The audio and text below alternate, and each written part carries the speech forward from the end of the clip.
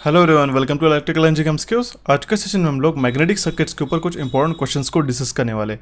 ये हमारे SSC JEE के लिए जो हमने स्पेशल सीरीज शुरू की है उसका हमारा पार्ट 11 है। अगर इसके पहले के प्रीवियस सेशंस नहीं देखे होंगे तो यहाँ पे आई बटन पे आपको लिंक प्रोवाइड कर देता हूँ, जाके देखिएगा। काफ़ी इंपॉर्टेंट से सेशंस हमने डिस्कस किए स्पेसिफिकली आपके आने वाले एग्जामिनेशन एसएससी जेईई के पेपर 1 के एग्जामिनेशन के लिए। ओके, तो आज के सेशन में हम लोग मैग्नेटिक सर्किट्स के ऊपर कुछ इंपॉर्टेंट क्वेश्चंस को डिस्कस करने वाले हैं। तो चलिए सेशन को शुरू करते हैं विदाउट एनी फर्दर डिले। ठीक है, प्रीवियस सेशन में हमने आपको क्वेश्चन पूछा था। क्वेश्चन कहता है determine the value of load impedance in ohms for transmitting the maximum power from the source to the load. Source side to load side maximum power transfer होने के लिए हमें कितना इंपेडेंस लगेगा अगर हमारे पास सोर्स इंपेडेंस का वैल्यू है 6 + j5 ओम्स। ठीक है, तो काफ़ी आसान सा सवाल मैंने पूछा था। According to the maximum power theorem, maximum power delivers when ZL = ZTH conjugate. Okay, इसी के कारण आपके पास ZL कितना है ये हमें फाइंड आउट करना होगा, बट यहाँ पे ZTH जो है हमारा है Z सोर्स। ओके, जिसका वैल्यू है 6 + j5। इसका अगर हम लोग कॉन्जुगेट करेंगे तो हमारे पास ZL का वैल्यू आ जाएगा, दैट मीन्स 6 - j5। काफ़ी आसान सवाल था। ठीक है, दैट मीन्स ऑप्शन ए इसका करेक्ट आंसर है। और इसका करेक्ट आंसर दिया है हमें उन 10 स्टूडेंट्स का नाम है शिवांगी पटेल, धीरू यादव, ओम जादव, मंदार सरे, हबीब के, हितेश कुमार, बीना, नीतेश कुमार, आतिफ सिद्दीकी, आनंद चौधरी एंड रितेश दीक्षित। तो शॉर्ट आउट यू गाइस। अगर आप भी चाहते हो कि आपका नाम मैं मेरा नेक्स्ट सेशन में लूँ तो आपको इस सेशन को ध्यान से देखना होगा। सेशन के एंड में जो भी मैंने आपको क्वेश्चन पूछा है उसका करेक्ट आंसर आपको कमेंट बॉक्स में कमेंट करना होगा। ठीक है, तो I will select top 10 students in my next upcoming session. So these are the students जिन्होंने मेरा जो प्रीवियस सेशन का क्वेश्चन था उसका करेक्ट आंसर हमें सबसे पहले दिया है। ठीक है, तो हमने जो नेटवर्क सिस्टम नेटवर्क थ्योरम्स के ऊपर जो सेशन लिया था, जस्ट हमारा प्रीवियस 10th नंबर का सेशन, उसमें मैंने ये क्वेश्चन पूछा था। ये सेशन अगर आपने नहीं देखा होगा तो उसको भी जाके देखिएगा। साथ साथ मैं बता दूं, हमने जो एसएससी जेईई के लिए महा मॉक टेस्ट ऑलरेडी अपलोड कर दिए कुछ वेब पे। अगर आपने नहीं देखे होंगे तो सारे जो लिंक्स है आपको आई बटन पे प्रोवाइड कर देता हूं, या फिर आप डिस्क्रिप्शन बॉक्स में जाके उसके सारे सेशन जो जाके देख सकते हो। ठीक है, तो एक और चीज़ मैं आपको बता दूं, अभी मैं रिसेंटली मैंने कल या परसों प्रीवियस ईयर एसएससी जेईई का इलेक्ट्रिकल का 23 जनवरी 2018 को जो क्वेश्चन पेपर हुआ था उसके पहले 50 क्वेश्चंस हमने डिस्कस किए। ठीक है, अभी मैं नेक्स्ट सेशन आपको 50 क्वेश्चंस ऐसे मिलाते हुए 100 क्वेश्चंस कंप्लीटली कवर करा दूंगा 2018 के। ये भी आपको काफ़ी इंपॉर्टेंट है। आपको आने वाले एग्जामिनेशन के लिए पेपर पैटर्न पता चलेगा किस तरीके से क्वेश्चंस हम लोग को डिस्कस करते, क्योंकि ऑलरेडी मैंने 2019 के जो क्वेश्चन पेपर है वो ऑलरेडी डिस्कस कर रहे थे चैनल पे, काफ़ी अच्छा रिस्पांस मिला है उसको। ठीक है, उसी को ध्यान में रखते हैं हम लोग 2018 के भी क्वेश्चन पेपर हम लोग जल्दी इसको डिस्कस करेंगे। तो चलिए सेशन को शुरू करते हैं विदाउट एनी फर्दर डिले और देखते हैं हमारा सबसे पहला क्वेश्चन। फर्स्ट क्वेश्चन से is 2 parallel conductors are carrying current in the same direction. अगर ये 2 कंडक्टर्स है, ठीक है, और उसमें से करंट अगर सेम डायरेक्शन जा रहा है, 2 पैरेलल कंडक्टर्स है। Okay, these are the 2 parallel conductors, और उसमें से जो करंट फ्लो हो रहा है वो अगर सेम डायरेक्शन में फ्लो हो रहा होगा। ठीक है, तो ये अगर हमारा current I1 and this one is I2। Okay, तो इस केस में हमारे पास which of the following statement is correct. यहाँ पे इसमें से जो 4 स्टेटमेंट्स गिवन है इसमें से कौन सा करेक्ट स्टेटमेंट होगा ये हमें जानना होगा। ओके, तो फर्स्ट ऑप्शन है there is a repelling force, ये इनकरेक्ट हो जाएगा। अगर सेम डायरेक्शन में है तो ये इनकरेक्ट स्टेटमेंट हो जाएगा। The force increases when the current is decreased, ये भी इनकरेक्ट है। The next option is there is an attracting force between the conductors, ये स्टेटमेंट हमारा करेक्ट हो जाएगा। ठीक है, क्योंकि सेम डायरेक्शन में करंट फ्लो हो रहा है। ओके, तो इस केस में इसके जो फ्लक्सेस रहेंगे कुछ इस तरीके से रहेंगे इस डायरेक्शन में, और इसमें से जो करंट फ्लो हो रहा है वो इस डायरेक्शन में आएगा। ठीक है, अगर आपका करंट अपोजिट डायरेक्शन में फ्लो होता तो वहाँ पे रिपेलिंग फोर्स रहता था। ठीक है, अगर यहाँ पे एक करंट मान लो अपवर्ड जा रहा है, एक करंट जो डायरेक्शन डाउनवर्ड है I2 का, तो उस केस में वहाँ पे रिपेलिंग फोर्स रहता था। ठीक है, तो दोनों भी चीज़ें ध्यान में रखनी। अगर सेम डायरेक्शन में तो there will be an attracting force, that means these 2 conductor will try to attract with each other. Okay, तो ये ऑप्शन हमारा सी इसका करेक्ट आंसर हो जाएगा। ओके, तो आई होप आपको ऑप्शन का क्वेश्चन समझ में होगा। देखते हैं हमारा next question. Which property of a material opposes the passage of magnetic flux. कौन सी ऐसी प्रॉपर्टी है यहाँ पे जो मेंशन की है, परमियंस, कैपेसिटेंस, इंडक्टेंस या फिर रिलक्टेंस, उसमें से वो हमें बताती है कि कोई भी मटेरियल के अंदर अगर मैग्नेटिक फ्लक्सेस फ्लो हो रहे होंगे, ठीक है, तो उसको वो अपोज करता है, तो वो प्रॉपर्टी कहलाती है हमें रिलक्टेंस। रिलक्टेंस ही ऐसी प्रॉपर्टी है, दैट मीन्स अगर ये मटेरियल है उसमें से अगर मैग्नेटिक फ्लक्सेस फ्लो नहीं हो रहे होंगे तो that it shows just like a resistance. Resistance हमें क्या बताता है, करंट के अंदर जितना कंडक्टर के अंदर जितना हमें अपोजिशन होता है करंट को फ्लो होने के लिए, वैसे ही हमारा रिलक्टेंस है। It is a reluctance in a magnetic circuit opposes the passage of magnetic flux. That means अगर ये मटेरियल के अंदर मैग्नेटिक फ्लक्सेस पास हो रहे होंगे तो उसको वो अपोज करता है। तो ये चीज़ आपको ध्यान में रखनी होगी, ठीक है। तो दैट मीन्स ऑप्शन डी इसका करेक्ट आंसर हो जाएगा। Reluctance is the property of a material which oppose the passage of magnetic flux through it, okay. और इसी के इन्वर्स होता है, आपको ध्यान में रखना होगा परमियंस। परमियंस क्या करता है, इजीली फ्लो होने देता है इस मैग्नेटिक फ्लक्सेस को, ठीक है। मान लो एक मटेरियल है, इसमें से मैग्नेटिक फ्लक्सेस वो इजीली फ्लो होने देता है, उस प्रॉपर्टी को हम लोग कहेंगे परमियंस। और अगर वो फ्लक्सेस नहीं फ्लो होने दे रहा है तो उसको हम लोग कहेंगे रिलेक्टेंस, ठीक है। ध्यान में रखिएगा, ऑप्शन डी इसका करेक्ट आंसर है, ओके। सो देखते हैं हमारा next question, which is question number 3। Which of the following expression satisfies the amperes circuital law. ये काफ़ी इंपॉर्टेंट है, बार बार क्वेश्चंस कभी कभी एग्जामिनेशन में पूछा जाता है। Ampere circuital law, Biot Savart's law, ठीक है। इसलिए मैंने जो आपको रिक्वेस्ट आई थी मुझे मैग्नेटिक सर्किट्स के ऊपर जल्दी से क्लास बना दिया जाए, इसलिए मैं आपको इस सेशन में हम लोग मैग्नेटिक सर्किट्स के ऊपर कुछ इंपॉर्टेंट क्वेश्चंस भी डिस्कस करने वाले, ओके।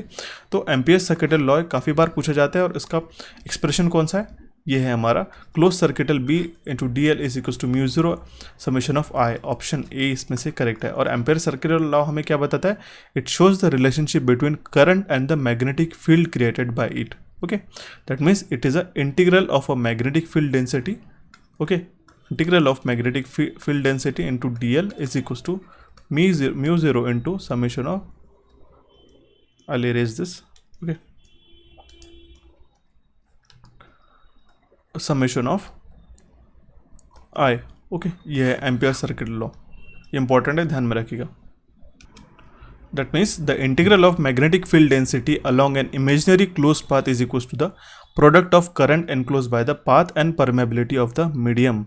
ये हो गया हमारी permeability of the medium, okay. तो ये जो ऑप्शन ए है इसका ये करेक्ट हो जाएगा और यही एक्सप्रेशन है हमारे एम्पियर सर्किटल लॉ का। और ये हमें बताता है relationship between current and magnetic field, जिस मैग्नेटिक फील्ड क्रिएट होती है उस करंट के बारे में। और ये चीज़ है कि जो करंट फ्लो हो रहा है उसके कारण जो मैग्नेटिक फील्ड प्रोड्यूस हो रही है उसका जो एक्सप्रेशन है, उसका जो रिलेशनशिप है वो हमें ये एम्पियर सर्किटल लॉ ये बताता है। ये स्टेटमेंट भी आपको ध्यान में रखना होगा, ठीक है। जो करंट फ्लो होता है कंडक्टर के थ्रू उसके कारण जो मैग्नेटिक फील्ड क्रिएट होते हैं यही हमें बताता है एम्पियर सर्किटल लॉ, ओके। तो इसका जो एक्सप्रेशन था close integral of B into D L is equal to mu zero into summation of I, okay. तो ऑप्शन ए इसका करेक्ट आंसर है। Now will see the next question which is question number 4। Which of the following statement is not true about the magnetic lines of force. Magnetic lines of force जो होती है उसके related इसमें से कौन सा statement incorrect है, okay, not true बोला गया है। They attract each other while travelling in the same direction. अभी मैंने फर्स्ट क्वेश्चन देखा था तो ये स्टेटमेंट करेक्ट है, ठीक है। अगर सेम डायरेक्शन में है तो वो अट्रैक्ट होती है। They behave like a stretch elastic ring string, correct, ये स्ट्रिंग है। अगर आपने एक मैग्नेट देखा होगा, ठीक है, नॉर्थ साउथ, तो उसकी जो मैग्नेटिक लाइन्स कुछ इस तरीके से रहती है, ठीक है, just like a stretch elastic string, okay। They do not cross each other, ये तो स्टेटमेंट काफ़ी करेक्ट है और ये इंपॉर्टेंट प्रॉपर्टी भी है, ठीक है। They do not cross each other, वो एक दूसरे को क्रॉस नहीं करते। And they can pass through all media, okay. ये स्टेटमेंट इनकरेक्ट हो जाएगा। ऑप्शन डी इसका करेक्ट आंसर है, क्योंकि परिमेय रिलेक्टेंस प्रॉपर्टी वो अपोज करती है, ठीक है। तो डिफरेंट मटेरियल्स की रिलेक्टेंस प्रॉपर्टी डिफरेंट हो सकती है, तो दैट मीन्स वो पास नहीं हो सकते हर एक मीडिया से, हर एक मटेरियल से वो पास नहीं हो सकते। तो ये ऑप्शन डी इसका इनकरेक्ट स्टेटमेंट हो जाएगा और ये हमारा ऑप्शन डी ही यहाँ पे करेक्ट स्टेटमेंट है। और उनका डायरेक्शन कैसा रहता है, फ्रॉम नॉर्थ टू साउथ, ये चीज़ आपको ध्यान में रखनी होगी, okay. Now we will see the next question which is question number 5। The SI unit of magnetic flux density. SI unit क्या है मैग्नेटिक फ्लक्स डेंसिटी का, हेनरी, टेस्ला, कूलम या फिर वेबर। तो tesla is the SI unit of magnetic flux density. Henry किसका unit है, वो है हमारा इंडक्टेंस का। कूलम किसको, कूलम से हमारा जो यूनिट है हम लोग उसमें क्या मेजर करते हैं, वो हम लोग मेजर करते हैं चार्ज, ओके। वेबर हमारा किस लिए होता है, वो होता है हमारा मैग्नेटिक फ्लक्स के लिए। ध्यान में रखिएगा, मैग्नेटिक फ्लक्स बोला तो आपको वेबर सेलेक्ट करके आना है, और अगर आपको मैग्नेटिक फ्लक्स डेंसिटी पूछिए तो वो आती है हमारी टेस्ला में, ओके। तो आई होप आपको एक क्वेश्चन समझ में आया होगा, ठीक है। सारे ऑप्शंस को मैंने एक्सप्लेन करा दिया, ठीक है। ऑप्शन बी इसका करेक्ट आंसर है। Now we will see the next question. Which one of the following is correct expression of Biot Savart's law. Biot Savart's law ये काफ़ी बार एग्जामिनेशन में पूछे जाते थे। यहाँ पे 4 स्टेटमेंट्स गिवन है, तो इसमें से कौन सा स्टेटमेंट करेक्ट हो जाएगा, तो वो है हमारा G B is directly proportional to ideal sine phi into R square, okay. इसको मैं बड़े अक्षरों में लिख देता हूँ, sine of phi sine theta upon R square. it is a theta, okay, sin theta. And according to the magnetic flux density, dB is directly proportional to the length of the element and the current flowing through it and the sine angle between the direction of current and vector joining a given point of the field and current element. और current element जो inversely proportional रहता था हमारे square of the distance, that चीज जो are है हमारा square of the distance है, ओके। तो ये है हमारा बायोट-सावर्ट्स लॉ, ओके। तो ऑप्शन सी इसका करेक्ट आंसर था, ओके। सो देखते हैं हमारा next question which is question number 7। Determine the magnitude of magnetic field in millitesla at the center of a 50 cm long solenoid if the solenoid has a 300 turns and carrying a current of 5 amperes। हमें magnitude of magnetic field find out करनी है, ठीक है। तो उस case में हमारे पास में नंबर ऑफ टर्न्स कितने हैं, वो है हमारे पास 300, ओके। एन का वैल्यू है 300, लेंथ है 50 सेंटीमीटर्स, करंट है 5 एम्पियर्स। तो मैग्नेटिक फील्ड हम लोग लिखते हैं B is equal to mu N I by L से, ठीक है। तो इस केस में हम लोग सारी वैल्यू सब्स्टिट्यूट करते थे। म्यू का वैल्यू है 4 पाई इंटू 10⁻⁷ इंटू एन कितना है 300 इंटू आई कितना है 5 और एल है हमारा 50 इंटू 10⁻⁻2 क्योंकि हम लोग मीटर में उसको कन्वर्ट करेंगे तो हो जाएगा हमारे पास 3.77 मिली टेस्ला। ऑप्शन डी इसका करेक्ट आंसर है। ये फॉर्मूलाज आपको ध्यान में रखने होंगे, ठीक है, काफ़ी इंपॉर्टेंट है। मैं एग्जामिनेशन से पहले आपको कुछ फार्मूला का एक सेशन बना दूंगा जो भी इंपॉर्टेंट फार्मूलाज रहते हैं जिसके ऊपर डिपेंडेंट है 100% क्वेश्चन आते हैं, वो मैं ट्राई करूंगा कि आपको मैं कवर करा दूँ, ओके। उसकी आप चिंता ना करें। The next question is question number 8। Which of the following material shows the paramagnetism. यहाँ पे जो 4 मटेरियल्स गिवन है इसमें से कौन सा पैरामैग्नेटिज्म मटेरियल की प्रॉपर्टी शो करता है। तो copper, iron, titanium and silver. तो इसमें से titanium shows the property of paramagnetism, okay. And remember that paramagnetism material have a small positive susceptibility to the magnetic fields and these material slightly attracted by the magnetic field. और ये material एकदम कम मात्रा में magnetic field से attract होते हैं और वो उसके अंदर मैग्नेटिक प्रॉपर्टीज़ नहीं रहते। जब हमारा एक्सटर्नल फील्ड अगर हम लोग रिमूव करते थे तो वो रहती है हमारी टाइटेनियम के अंदर प्रॉपर्टी, ओके। तो कॉपर जो है हमारा वो डायमैग्नेटिक है, आयरन जो है हमारा फेरोमैग्नेटिक है, टाइटेनियम अभी हमने डिस्कस किया it is a paramagnetic material and silver is a diamagnetic. ये चारों भी आपको ध्यान में रखने होंगे, ठीक है। कोई भी आपको एग्जामिनेशन में पूछा जा सकता है, okay. Now will see the next question which is question number 9। The force experienced by an current carrying conductor lying parallel to a magnetic field is. The force experienced by a current carrying conductor lying parallel to a magnetic field is, it is 0। Option A इसका correct answer हो जाएगा, okay. That means the force experience by a current carrying conductor lying in a magnetic field with an angle theta is 0, जिसका expression है F is equal to BIL sine of theta, okay. जैसे हमारा conductor parallel होता है magnetic field के तो हमारा theta क्या है 0 डिग्री हो जाएगा, तो दैट मीन्स जो फोर्स है हमारा 0 हो जाएगा, ओके। काफ़ी सिंपल सा एक्सप्रेशन था। अगर आपको ये एक्सप्रेशन पता है और इसका थोड़ा सा कॉन्सेप्ट पता है तो आप इसको इजीली अटेम्प्ट कर सकते हो। तो ऑप्शन ए इसका करेक्ट आंसर हो जाएगा। The force experience by current carrying conductor है, ठीक है, वो हमारे पैरेलल है मैग्नेटिक फील्ड के अंदर। ये मैग्नेटिक फील्ड है तो उसके अंदर का जो फोर्स है वो 0 हो जाएगा क्योंकि फोर्स का फॉर्मूला है BIL इंटू साइन थीटा। तो थीटा अगर हमारा 0 हो जाएगा, ठीक है। तो अगर हमारा कंडक्टर ऐसा वर्टिकल रहता है तो हमारा मैक्सिमम उसमें से फ्लक्स कटिंग होगा, बट यहाँ पे हमारा फोर्स जो है वो उसके इसमें 0 होगा, पैरेलल है तो जब कंडक्टर हमारा, ओके। ऑप्शन ए इसका करेक्ट आंसर था। देखते हैं हमारा next question which is question number 10। What will happen to the magnetic flux density produced in a material if the magnetizing force is increased. अगर हम लोग मैग्नेटाइजिंग फोर्स को increase कर देते हैं तो मैग्नेटिक फ्लक्स डेंसिटी के ऊपर क्या असर होगा, ओके। तो वो भी इंक्रीज हो जाएगी। ऑप्शन ए इसका करेक्ट आंसर है because as we know B is directly proportional to the mu into H, okay. That means अगर हम लोग मैग्नेटाइजिंग फोर्स इंक्रीज करते F को H को इंक्रीज करते तो मैग्नेटिक फ्लक्स डेंसिटी है वो भी हमारी इंक्रीज हो जाती है, ओके। तो ऑप्शन ए इसका करेक्ट आंसर था। इसी तरीके से क्वेश्चंस आपको पेपर 1 के SSC के पेपर 1 के एग्जामिनेशन में देखने को मिल सकते हैं, ओके। क्योंकि ये मैग्नेटिक सर्किट्स के ऊपर काफ़ी कम वेरिएशंस आता है क्वेश्चंस का, बट अगर आपको जो गिने चुने क्वेश्चंस अगर आप कर लेते हो तो आपको कंप्लीटली मैग्नेटिक सर्किट्स के ऊपर कोई भी डाउट नहीं आएगा, ठीक है। मैं ट्राई करूँगा कि आपको 1-2 और सेशंस प्रोवाइड करा दो, ठीक है। हम लोग सीरीज कंटिन्यूएशन में रख ही रहे। बिफोर द एग्जामिनेशन आपको मैं काफ़ी मल्टीपल सेशंस कवर अप करा दूंगा, सो दैट आपकी कॉम्प्रहेंसिव प्रिपरेशन हो, ठीक है। अगर ये सेशन आपने आपके फ्रेंड्स के साथ में शेयर नहीं किया होगा तो प्लीज़ इस सेशन को आपके दोस्तों के साथ में भी शेयर कर दें, ओके। और हमारे चैनल को सब्सक्राइब करें और इस सेशन को भी लाइक करें। Two coils of a self-inductance 3 Henry and 5 Henry are connected in a series opposite with each other. Okay, that means two coils of a self-inductance 3 Henry and 5 Henry are connected in a series opposite with each other. Series opposite यहाँ पे पूछा गया, ये important है, मैं आपको बताऊंगा. What is the equivalent inductance in Henry of the circuit if the coefficient of coupling between the coils is 0.6? Coefficient of coupling between coils को हम लोग लिखते हैं K से, K का वैल्यू है 0.6, ओके। और यहाँ पे पूछा गया है हमारे पास कि M का वैल्यू कितना होगा, म्यूचुअल इंडक्टेंस यहाँ पे पूछा गया है, ओके।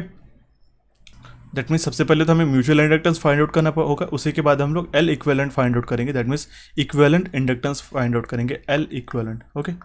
तो सबसे पहले हम लोग तो M का वैल्यू निकाल लेते हैं, ठीक है, म्यूचुअल इंडक्टेंस, सो दैट हम लोग L इक्विवेलेंट फाइंड आउट कर पाएंगे। तो L1 कितना वैल्यू है हमारे पास, 3 हेनरी है, L2 का वैल्यू है 5 henry, okay. And M is equals to क्या होता है, K into under root of L1 into L2। तो इसमें K का वैल्यू कितना है 0.6, अभी मैंने आपको बताया था यहाँ पे, into under root of L1 का वैल्यू है 3 इंटू 5, ओके। तो इसमें M का वैल्यू हो जाएगा 2.32, ये आप कैलकुलेशंस करके दिखेगा, ठीक है। अगर आपको कैलकुलेशंस में दिक्कत जाती है तो आप नहीं कि रफ और एक अप्रॉक्सीमेट आंसर्स लेके चलते हो, आंसर्स को सॉल्व करके हुए चलेगा, ठीक है, क्योंकि आपको अप्रॉक्सीमेशंस से भी करेक्ट आंसर आ जाते हैं, क्योंकि जो ऑप्शंस गिवन रहते हैं कभी कभार जिस तरीके से अगर आपको डेवलप किया जाता है क्वेश्चंस को फ्रेम किया जाता है, तो उसके हिसाब से अगर आप अप्रॉक्सीमेट वैल्यूज़ भी लेते हो तो आपका आंसर करेक्ट ही आता है, ठीक है, क्लोज टू द करेक्ट आता है, ओके। तो M का वैल्यू हो जाएगा यहाँ पे 2.32 हेनरी। और आपको एक बात ध्यान में रखनी है कि when two coils are connected in series opposing the equivalent inductance हम लोग बताते हैं L equivalent is equals to L1 plus L2 minus twice of M, okay. तो उस केस में हम लोग सारे वैल्यू सब्स्टिट्यूट करते थे, 3 प्लस 5 माइनस 2 इंटू 2.32, ओके। तो कितना वैल्यू हो जाएगा इसका, 3.36 हेनरी, ओके, L इक्विवेलेंट। यही हमें क्वेश्चन में पूछा गया था, ऑप्शन बी इसका करेक्ट आंसर हो जाएगा, ठीक है। Now we will see the next question which is question number 12, the mathematical expression for magnetic permeability. Magnetic permeability का मैथमेटिकल एक्सप्रेशन ने आपको पूछा है क्वेश्चन में, ओके। और परमेबिलिटी, तो सबसे पहले आपको ये जानना होगा कि what is permeability. Permeability is the measure of ability of a material to support the formation of magnetic field within itself. Permeability एक ऐसा फैक्टर है या फिर ऐसा एक मेजर है जिसको हमें वो एबिलिटी दर्शाता है कि वो मटेरियल के अंदर जो हमारा खुद का मैग्नेटिक फील्ड उसमें प्रोड्यूस कर सके। It is known as a magnetic permeability, okay. और उसको हम लोग लिखते हैं म्यू से, which is equals to B/H, okay. और the unit of magnetic permeability is henry per metre, okay. Option B इसका करेक्ट आंसर है। Now we will see the next question which is question number 13, the potential inside a charge hollow sphere is. The potential inside the charge hollow sphere हमें यहाँ पे question में पूछा गया है, okay. So it is same as that on the surface. Option B इसका correct answer है। Potential जो रहता है हमारा चार्ज होलो स्फीयर के अंदर वो सेम ही रहता है जितना सरफेस पे रहता है, okay. Now we will see the next question which is question number 14, the main advantage of a temporary magnet is that we can. सबसे मेन एडवांटेज क्या है हमारा टेम्पररी मैग्नेट का, तो हम उसमें मैग्नेटिक फ्लक्सेस को चेंज कर सकते हैं, ओके। ऑप्शन ए इसका करेक्ट आंसर है। मान लो अगर आपने एक आयन का पीस लिया, इसके ऊपर आपने कॉइल्स माउंट किए, अगर इसको आपने सोर्स प्रोवाइड किया, ठीक है, तो जो मैग्नेटिक फील्ड प्रोड्यूस होंगे वो आपके सोर्स के ऊपर डिपेंड करेंगे, ठीक है। बट एक पर्टिकुलर यहाँ पे सैचुरेशन का भी पॉइंट रहता है, अभी हम लोग उसको इग्नोर करेंगे, बट एक लेवल तक हम लोग उसमें मैग्नेटिक सैचुरेशन के नीचे ही हम लोग उसको मैग्नेटाइजिंग फील्ड या फिर मैग्नेटिक फ्लक्स प्रोड्यूस कर सकते हैं, ओके। तो हम लोग चेंज कर सकते हैं टेम्परेरी मैग्नेट के अंदर। Solenoid it is a temporary magnet, okay, जिसके अगर आप लोग सप्लाई प्रोवाइड करते हैं, ठीक है। जैसे हम लोग पुराने ज़माने में जनरली मैग्नेटिक एक सोलेनोइड जो रहता था हमारे बेल्स के अंदर रहता था, हम लोग पुश करते थे बटन, जो सोलेनोइड है वो अट्रैक्ट करता था और जो बेल रहता है गॉन्ग उसके ऊपर वो स्ट्राइक करके हमें आवाज़ प्रोड्यूस होता था, ठीक है। तो ये इसका एक टेम्परेरी मैग्नेट का एक एप्लीकेशन है। तो we can change the magnetic flux in a temporary magnet. Temporary magnet के अंदर हम लोग मैग्नेटिक फ्लक्स को चेंज कर सकते हैं, okay. Now we will see the next question which is question number 15, the two parallel wires separated by distance d are carrying current DC current I in the same direction. दो parallel wires है, okay, जिसका distance है D, यहाँ पे मैंने बना दिया, और इसमें से करंट फ्लो हो रहा है I और इसमें से भी करंट फ्लो हो रहा है I2, ये I1 हो गया और I2 हो गया, ठीक है। तो उस केस में यहाँ पे पूछा गया the magnetic field along the line running parallel to these wire and midway between them. तो इस तरीके से कुछ इसका स्ट्रक्चर रहेगा, ठीक है, मैग्नेटिक फ्लक्स इसका, ओके, ये एंटी क्लॉकवाइज और ये भी एंटी क्लॉकवाइज, तो इस एरिया में यहाँ पे पूछा गया है, ठीक है। तो यहाँ पे 0 रहेगा, ये ऑप्शन बी इसका करेक्ट आंसर है, okay. The magnetic field along the line running parallel to this wire, it is running parallel to this wire, ये हो गया फर्स्ट कंडक्टर, ये सेकंड कंडक्टर हो गया, ठीक है। ऑप्शन बी इसका करेक्ट आंसर था। और अगर यहाँ पे फोर्स पूछा गया तो वो हो जाएगा F is equal to mu into I1 into I2 upon 2πd, okay. So देखते हैं हमारा नेक्स्ट क्वेश्चन, जो कि question number 16। A coil wound over an iron carries a certain current and establishes flux in the ring. If the area of cross section of the ring is doubled, the flux density in the core. एक coil wound की हमने, ठीक है, उसमें से कुछ current flow हो रहा है और वो उसमें से एक फ्लक्सेस प्रोड्यूस हो रहा है उस करंट के फ्लो होने के कारण। If the area of cross section of the ring is double, अगर हम लोग क्रॉस सेक्शन अगर हम लोग डबल कर दे एरिया का, तो फ्लक्स डेंसिटी क्या होगी, हमें क्वेश्चन में पूछा गया। तो वो हो जाएगी half of the previous value, क्योंकि आपको पता है phi is directly proportional to the I, ठीक है, and phi is equals to B into A, okay. और जो फाई है ये हमारे फ्लक्सेस है, करेक्ट, मैग्नेटिक फ्लक्स, और बी क्या है हमारा मैग्नेटिक फ्लक्स डेंसिटी, और ए क्या है हमारा क्रॉस सेक्शन एरिया, ओके, और आई है हमारा करंट। दैट मीन्स हमारा बी इज इक्वल्स टू हो जाएगा फाई बाय ए। अगर हम लोग इससे अगर रिलेशन निकालते तो B is inversely proportional to the A हो जाएगा। दैट मीन्स अगर हम लोग एरिया डबल कर देते तो मैग्नेटिक फ्लक्स डेंसिटी है वो हाफ हो जाएगी, okay. That means option B हमारा करेक्ट आंसर आ जाएगा, ठीक है। काफ़ी बेसिक से कॉन्सेप्ट्स रहते हैं, अगर आपको अटेम्प्ट पता है क्वेश्चंस को किस तरीके से अप्रोच करना है, बेसिक कॉन्सेप्ट्स के जो फॉर्मूलाज रहते हैं वो अगर आपको ध्यान से आते हैं तो आपको इस तरीके से क्वेश्चंस इजीली आ जाएंगे मैग्नेटिक सर्किट्स के ऊपर, ओके। ये सेशन आपको कैसा लग रहा है प्लीज़ मुझे कमेंट बॉक्स में कमेंट करके बताइएगा, ओके। और आपका जो भी फीडबैक रहता है तो प्लीज़ मुझे कमेंट बॉक्स में कमेंट करेगा। आई टोटली अप्रिशिएट दोस्त, मुझे काफ़ी अच्छा लगता है जो भी आपके कमेंट्स रहते हैं, रिक्वेस्ट रहती है, ठीक है। सो देखते हैं हमारा next question. For a linear electromagnetic circuit which of the following statement is true. Linear electromagnetic circuits में कौन सा स्टेटमेंट इसमें से करेक्ट होगा। यहाँ पे 4 स्टेटमेंट्स करेक्ट है, okay. Field energy is equals to the co energy, ये स्टेटमेंट करेक्ट है। Field energy is greater than the co energy, incorrect है। Field energy is lesser than the co energy, incorrect. And co energy is 0, ये भी incorrect है। That means option A हमारा इसमें से correct answer हो जाएगा, okay. And co energy is the dual of energy, okay, ध्यान में रखिएगा। ऑप्शन ए इसका करेक्ट आंसर हो जाएगा। Now we will see the next question which is question number 18. Two coupled coils with a L1 is equals to L2 is equals to 0.5 Henry have a coupling coefficient K is equals to 0.75. The turns ratio N1 by N2 will be what? Okay, तो अगर आपको पता होगा self inductance is the proportional to the square of turns in the coil, okay. तो यहाँ पे turns in the ratio directly given है, N1 by N2 हमें फाइंड आउट करना है, ठीक है। डायरेक्टली फाइंड आउट करने के लिए यहाँ पे पूछा गया, ओके। तो आपको पता होना चाहिए self inductance is proportional to the square of the turns in the coil. That means क्या हो जाएगा, फॉर रेशियो हमारा L1 by L2 is equals to N1 square by N2 square, okay. तो L1 और L2 के हमारे पास value है 0.5, तो N1 by N2 हो जाएगा हमारा 1, correct. That means N1 by N2 हो जाएगा हमारा 1, क्योंकि दोनों की वैल्यूज सेम है 0.5 हेनरी, ओके। ऑप्शन डी इसका करेक्ट आंसर है। Now we will see the next question which is question number 19. The two identical coils A and B of 1000 turns each lie in a parallel plane such that 80% of flux produced by a coil, one coil links with the other coil. That means दो identical coils है हमारे पास, ये first coil हो गया, it's the second coil, okay. तो इसमें से कुछ फ्लक्सेस फ्लो हो रहे होंगे, लिंक हो रहे होंगे, तो जो हम लोग डिफाइन करते 512 से। एक हमारा करंट I1 इसमें से, ये इसमें से जो करंट फ्लो हो रहा है वो I2 फ्लो हो रहा है, ओके। ये कॉइल 1 है और ये कॉइल 2, ओके। और इसका टर्न्स रेशियो है N1 और ये N2। इस केस में पूछा गया 80% ही फ्लक्स लिंक हो रहा है हमारे दूसरे कॉइल के साथ में।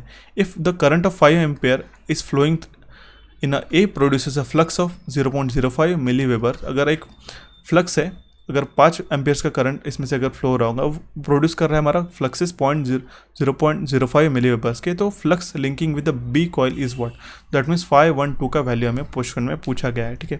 तो कितना फ्लक्स हमें यहाँ पे लिंक होगा, ओके, ये हमें क्वेश्चन में पूछा गया है, ओके। तो उस केस में हमारे पास में जो flux produce in the coil 1 है, I change the colour so that you can understand it, तो वो है हमारा φ1 is equal to 0.05 milli weber, okay, ये एक हमारा वैल्यू है। और यहाँ पे पूछा गया है, हमारे पास गिवन है flux linked with another coil, that means φ12 is equal to 80% है, ठीक है। जितने फ्लक्स प्रोड्यूस हो रहे कॉइल ए के अंदर, तो वो हो जाएगा हमारे 80%, दैट मीन्स हम लोग 4/5 या फिर 0.8 से मल्टीप्लाई करेंगे, तो हो जाएगा हमारे 0.05 इंटू 0.8, तो हो जाएगा 0.04 milli weber. That means option B इस केस में हमारा करेक्ट आंसर आ जाएगा, okay. Now will see the next question of this session, okay. The electric charge moves with a constant velocity parallel to the lines of a force of a uniform magnetic field B. The force experienced by the charge is an electric charge moves with a constant velocity. एक electric charge rotate हो रहा है, move हो रहा है constant velocity के साथ, parallel to the lines of force of an uniform magnetic field B, okay. The force experience, कितना उसमें फोर्स आएगा, force experience by the charge is equals to what, 0 आएगा, ओके। अभी मैंने आपको थोड़ी देर पहले आपको कॉन्सेप्ट एक्सप्लेन किया। The force on a charge Q moving with the velocity of v due to the magnetic field B is given by F is equals to Q into V into B, okay. तो V जो है हमारा parallel to है B से, okay, तो दैट means sine theta जो है हमारा 0 हो जाएगा उस केस में, तो जो फोर्स है हमारा वो हो जाएगा हमारा 0। ऑप्शन डी इसका करेक्ट आंसर था, ठीक है। तो ये थे important questions of the magnetic circuits. अगर आप एक और सेशन चाहते हो तो प्लीज़ मुझे कमेंट बॉक्स में कमेंट करिएगा, ठीक है। नेक्स्ट सेशन के लिए मैं आपको क्वेश्चन छोड़ के जा रहा हूँ। क्वेश्चन काफ़ी आसान सा है, ठीक है। Try to answer it as fast as possible because I always consider 10 people, okay, in my next session. Question है the relative permeability of magnetic paramagnetic material is dash, ठीक है। यहाँ पे 4 ऑप्शंस गिवन है, इसमें से आपको करेक्ट आंसर कमेंट बॉक्स में कमेंट करना होगा, ठीक है। तो आई होप आपको ये सेशन समझ में आएगा। इस सेशन को आपके फ्रेंड्स के साथ में शेयर करें। हमारे नए चैनल कोचिफाई को यहाँ पे क्लिक करके सब्सक्राइब करें। आप हमें इंस्टाग्राम पे भी और हमारे टेलीग्राम चैनल पे फॉलो कर सकते सो दैट आपको क्विक अपडेट मिलते रहे। So guys, for the next time I will see you and have a nice day.